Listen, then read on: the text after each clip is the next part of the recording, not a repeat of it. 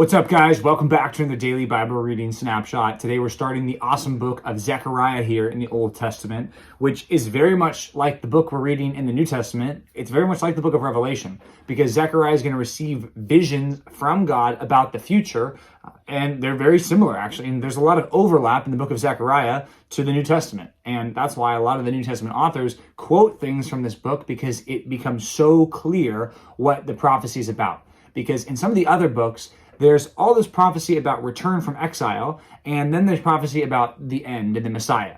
And some people find some confusion, like, is he talking about the return here, or is he talking about the Messiah? Like, what is he talking about? Well, it's very clear in the book of Zechariah, because they've already returned, and the problems continue to go on. The people continue to sin. The people continue to disobey the covenant. What is going to take place? Well, the book of Zechariah talks about this Messiah figure who's going to come. And there's so much about him here in these couple chapters that we're going to look at today that's super important. So first of all, he tells the people, return to the Lord. Return to the Lord. And this takes place same year that Haggai is written, 520 BC. And he says, return to the Lord. Problem is, some of them aren't doing it. So God gives Zechariah a vision. In the first chapter, he gets two visions. First of all, it's of a horseman, and he's patrolling the earth. And it's like, what's going to happen? What's the promise? What is this all about? The point is, God has seen what's taken place on the earth, and he is going to have mercy on his city. The city that was treated so badly in the Babylonian exile. The city that was treated by getting the walls knocked down and the temple destroyed. That city that was so evil, as it was described in the book of Ezekiel. We see God is going to have mercy on this city. So he's going to do something about it.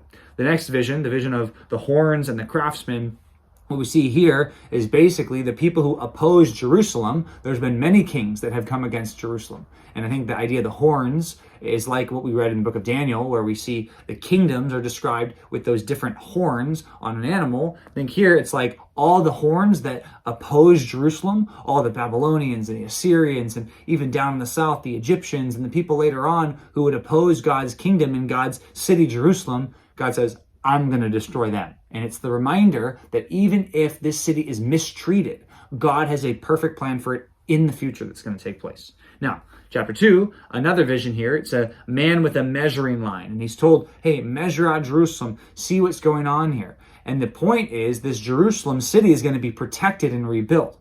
And that's important because we see that take place even later on with Ezra and Nehemiah. That they are people who are rebuilding the city, which Ezra and Nehemiah probably lived the generation after all this. So this is the first generation of people that come back from exile. Ezra and Nehemiah come later on. But the point is here, the city gets rebuilt, sort of, but it doesn't have this kind of divine protection. It says in verse 5, this is Zechariah 2:5, that I will be to her a wall of fire all around it, declares the Lord, and I will be the glory in her midst. Which is like, okay, a wall of fire protecting. What does that remind you of, right? It reminds me of when God protected the Israelites as they left the land of Egypt by being literally a wall of fire to protect those Israelites as they were leaving the land of Egypt, as they came to the Red Sea. God protected them, was a wall of fire against those Egyptians. What's the point? Well, this says that he's going to actually be a wall of fire, right? Does that mean in the future another wall of fire is going to take place around Jerusalem? Maybe. It doesn't seem like it, but perhaps. The point is that God is going to protect his people in the future, in the city of Jerusalem. Then God calls these people and says, up, get up, leave Babylon, leave Assyria. God's going to judge them. And then he says multiple times here in verse 10 and verse 11, I will dwell in your midst. I will dwell in your midst, which points us all the way to the end of the Bible, where it says in Revelation 21:3 that the dwelling place of God is with man. And God says, I will be their God and they will be my people forever, which is what we're always looking forward to. Then, chapter 3, Zechariah gets another vision. This time, it's a vision of Joshua the high priest. But the problem is, Joshua is being accused by somebody. Someone's going to God and saying, this Joshua guy's terrible. Look at his clothes. And the whole point was his garments were filthy. And Satan comes along to God and says, look at how evil these people are. And God, first of all, rebukes Satan, but then what he does is he gives them these new robes. And then he makes a promise in the future. He says, hear now, O Joshua the high priest, you and your friends who sit before you, for they are men who are a sign. Behold, I will bring my servant the branch. And that reminds us of what Jeremiah wrote in Jeremiah 23 and what Isaiah wrote in Isaiah 11, where he promised the branch of the Lord is coming. I'm like, what's that about? What's the branch of the Lord? again, remember, these people are looking for Messiah. And it's very clear here that next it says, after this, I'll remove their iniquity in a single day, and they'll all live under their own vine and their fig tree. We're talking about Messiah here. So first of all, he's called the branch, which we get from Isaiah 11 and Jeremiah 23, but also he's called the stone. It says there will be a single stone with 7 eyes, with engraving of its inscription. There's going to be this engraved stone. What is that talking about? Well, most people look at this and say, I think that's a reference again to the Messiah, where we saw in one famous reference that is quoted so much in the New Testament, Psalm 118:22, where it says that Jesus is going to be the cornerstone that's going to be rejected. And all this language is talking about the Messiah. Something interesting about him being called the branch. It's an odd figure, like, because it's a little tiny branch that comes off of a tree. What is that about? Well, how does Jesus fulfill that? Well, there's a time in the New Testament, in the book of Matthew, where Matthew quotes something from the Old Testament that's a slight variation from what the Old Testament says. It says that he'll be a Nazarene, a Nazarite, and you can't find that prophecy in the Old Testament. Like, what does it mean to be a Nazarite? Does that mean have to take that vow? It's a little different than that, right? Jesus is from the town of Nazareth, but Matthew says, it's because to fulfill the prophecy in the Old Testament. And we're all supposed to nod our heads and say, yeah, right, the prophecy. What prophecy? What are you talking about? Well, the word branch is the word that we get the word Nazareth from. So Nazareth means branch city, basically. So he says he's going to be the branch guy who's going to come from that city called the branch. And I think that's one of the ways that Matthew cleverly in the New Testament says, hey, look, Jesus is making it so obvious. He's fulfilling the Old Testament, not only by his character and his action and his words, but also in his origin, where he comes from. He comes from born of a virgin, but also he comes from the city that everyone looked down on, but it's called the branch. Super interesting. So that's the book of Zechariah.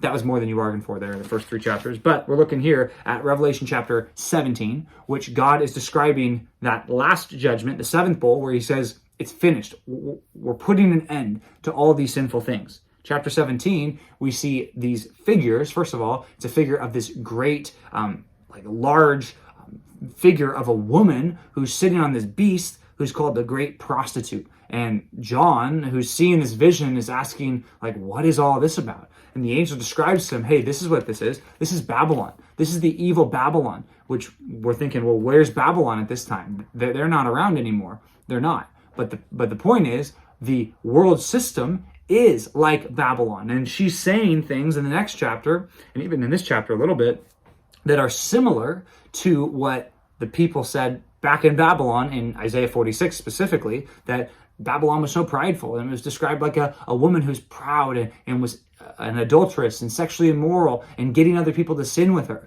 That is the description here of this lady. So it's this figure. So John is seeing this vision of this lady, which we think means something like the alluring world system, basically described in a figure. And John, it says, marvels at this for a while. He says, wow, that's amazing. And the angel says, don't marvel at that, right? That is evil stuff. This woman is evil. Don't marvel at her. He says, but the Lamb will come and the Lamb will conquer this evil world system, which I think the warning for us here is we might have a similar problem that John has to see the world, so to speak, maybe not like seeing a vision of this lady, but we do see the world system. And sometimes we are allured by the attractiveness of what the world has to offer. And God has to remind us, no, don't desire that. It's all going to fade away. I think it's interesting that John actually writes about that himself in 1 John chapter 2, verse 15 to 17, where he says, do not love the world or the things in the world, for the things of the world, the desires, all that terrible stuff of the world, it's passing away along with its desires, but the one who does the will of the Lord remains forever. So it's just interesting that John is allured by this for a second, and God is telling him, no, don't get impressed by this sinful world system that's being depicted by this lady. So the point for us, one of the things we should take away is don't be drawn in by what the world has to offer, especially the things that the world has to offer that go against what God has very clearly stated in his word are good and acceptable for his people to be doing. So thanks for reading. I'll see you back tomorrow from the Daily Bible Reading Snapshot.